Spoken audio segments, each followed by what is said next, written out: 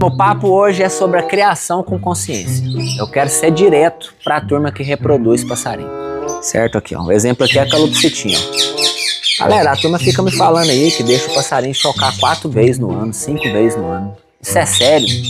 Turma, vamos ter consciência. O passarinho também precisa de descanso, precisa de reposição, certo? Dos nutrientes, reposições do biotipo dele mesmo, né? Reposições biológicas. Então, vamos ter consciência, turminha. Não vou falar quantas vezes você tem que chocar a sua calopsita, não, mas passou de 2, passou de 3, já fica exagero, certo? Vamos criar com consciência, pensando que a ave também tem que descansar. Reproduzir é bom, turma, mas vamos reproduzir com consciência. Valeu, gostou? Vem pro nosso bando.